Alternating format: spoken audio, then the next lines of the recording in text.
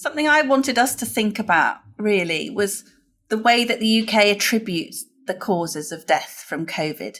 And I had a look, Liam, and we do it very different from other countries.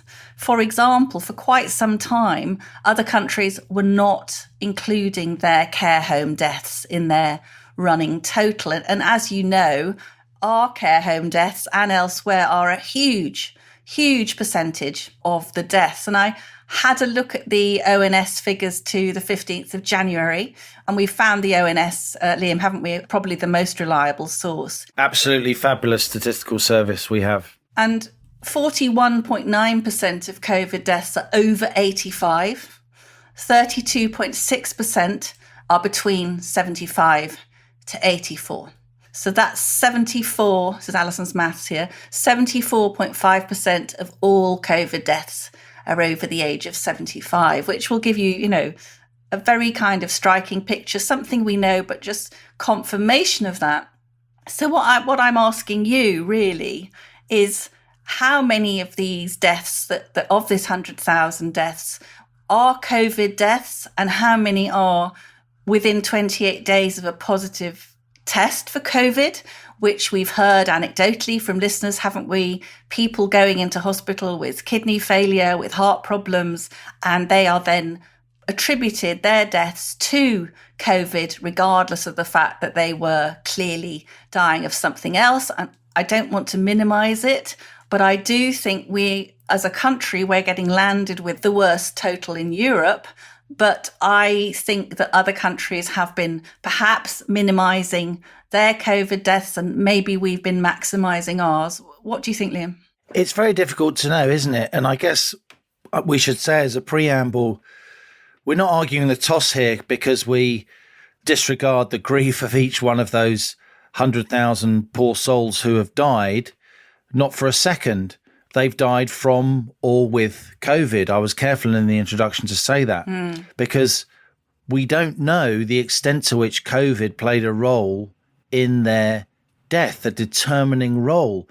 And again, this is not some balloon debate. This is not some political parlor game. We're trying in good faith to ascertain the impact of this virus in order to come up with the best possible policy response, given that ongoing lockdown itself is costing lives, probably a lot more lives, according to a lot of academic work, in terms of economic collapse, in terms of mental health, in terms of NHS treatment for non-COVID conditions that's being foregone. We know that's happening. Cancer, strokes, heart disease, under all these main headings.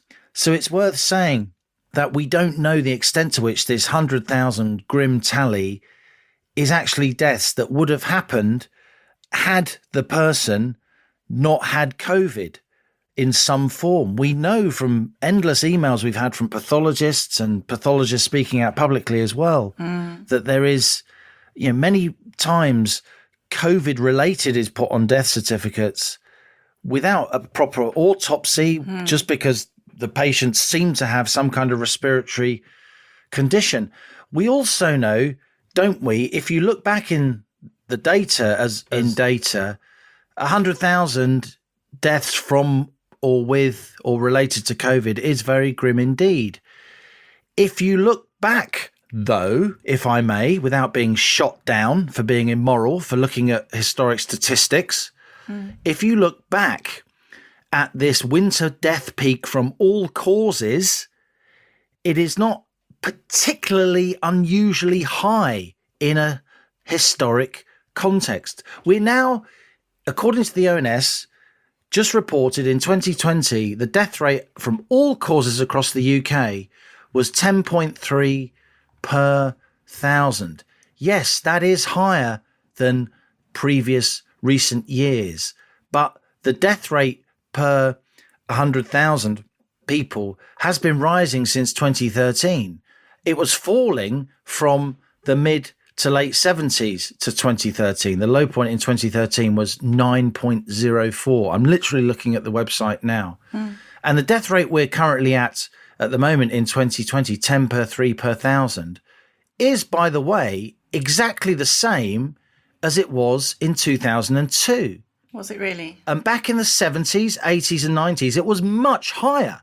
I mean, in 1977, the Queen's Silver Jubilee, it peaked at 11.9 per thousand, peaked in modern times, of course, because in previous generations, death rates from disease and so on were much higher. So no one is denigrating this grim death toll, but we are saying to what extent, if we may, if we're allowed, we are saying that 100,000 death rate is from, of, or with COVID. We don't know the extent to which COVID played a role in those tragic deaths.